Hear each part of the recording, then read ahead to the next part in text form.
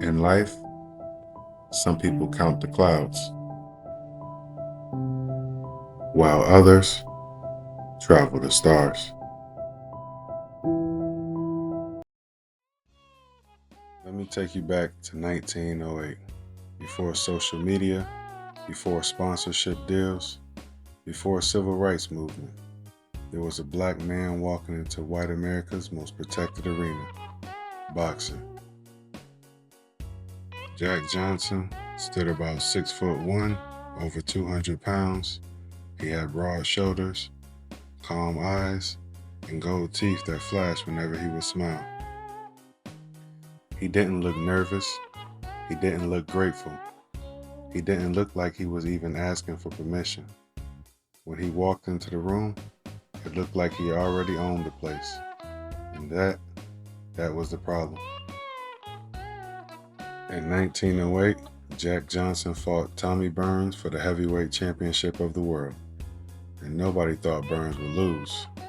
Well, nobody who mattered, that is. But Johnson toyed with him. He was smiling while punching, talking while slipping blows. He was dragging the fight out just to prove a point. He wasn't just winning, he was performing dominance. By the end of the night, Jack Johnson had become the first black heavyweight champion of the world. And America didn't celebrate, they panicked. Newspapers began searching for what they called the Great White Hope. They wanted someone, and I mean anyone, just to put him back in his place. That someone was James J. Jeffries. Now, Jeffries came out of retirement. They marketed it as more than just a fight. They called it the Battle for Racial Supremacy. On July 4th, 1910, Johnson dismantled him. Round after round, calm, precise, and unbothered, Jeffries hit the canvas, and riots broke out across America, not because Johnson lost, because he won. But it wasn't just the victories, it was how he carried himself. Jack Johnson wore tailored suits, drove expensive cars, he owned nightclubs, and spent money loudly.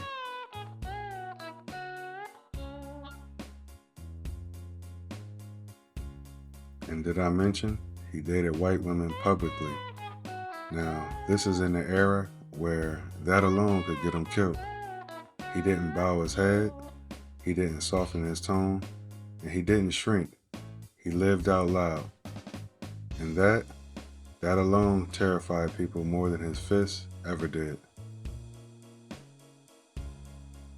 There's a story people tell about him getting pulled over for speeding. The officer writes him a $50 ticket, so Jack Johnson hands him a $100 bill. The officer says, "I can't change this." Johnson replies, "Keep it. I'm coming back the same way I came in." Now, whether or not this actually happened, the story survived for a reason. And that's because it actually sounded like him. Now, another quote often tied to him is when a reporter asked him, "Why do white women like him so much?" His reply was, "As black men, we think long and deep thoughts, and we eat raw fish." Now, whether that was exact or maybe it was exaggerated over time, one thing was clear. He was never afraid to speak boldly, and he refused to apologize for existing. And confidence like that comes at a cost. In 1913, Jack Johnson was charged under the Mann Act. Now, the accusation? It was for transporting a woman across state lines for immoral purposes. Many historians believe that the charge was racially motivated.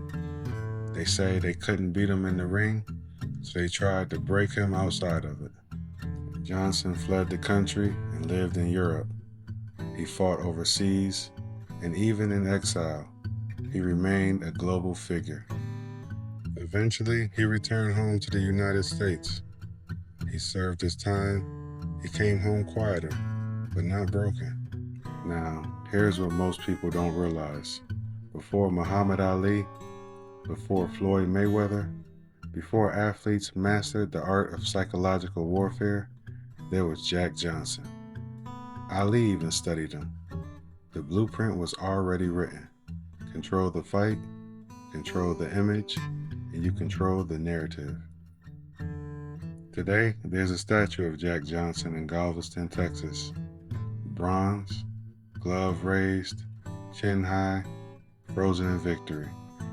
For decades, history tried to shrink him. But time? Nah, time made him larger. Over 6 feet tall in life, and even taller in legacy. Jack Johnson didn't just fight opponents. He fought the idea of what black men were supposed to be, and he won. So next time you see confidence labeled as arrogance, and the next time you see someone refuse to shrink, remember this. Jack Johnson did it first, and he paid for it. That's not just boxing history, that's American history. You should know this, y'all.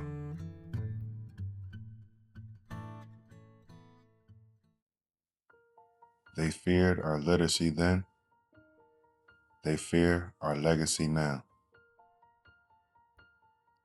Learning is a spark, but community is the fire. So keep rising, y'all. When one person learns, the whole village grows. So subscribe, share, let's keep this light moving. Let's build our future.